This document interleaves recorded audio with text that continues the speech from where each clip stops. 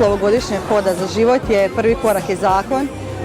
Evo mi upravo ovim našim Hodom za život u Vinkovcima, koji je i 5. po redu, zapravo želimo dati podršku svim majkama, očevima, svim obiteljima da se odvaže, da čuvaju svaki život, da cijene svaki život i da zapravo dobijemo zakone koji štite život od njegovog početka do kraja. Želimo društvo koje nudi rješenja, koje će pružiti podršku svakoj obitelji, svakoj majci, svakom ocu. Želimo društvo koje će zaštititi svaki život.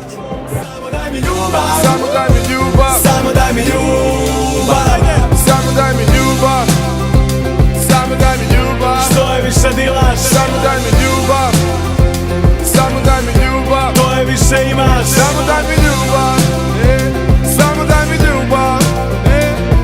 Zašto mi opet hodamo? Pa ja isto mislim da je žalosno da mi u 21. stoljeću govorimo o tome da je svaki život jedinstven, neponovljiv i da ne znamo ako ga prekinemo, ne samo da smo prekinuli njegov život, nego koliko je to još života u njegovoj lozi, u njegovom nasljeđu.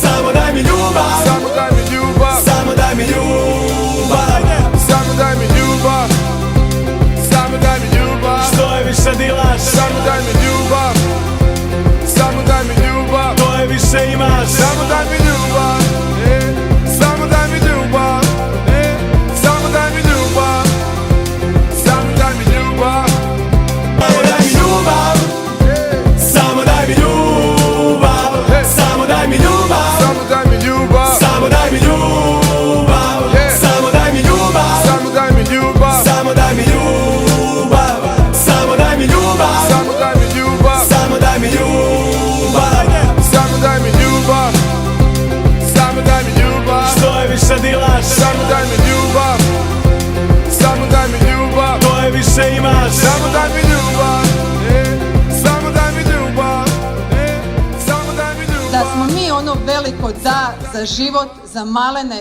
za nerođene. Da!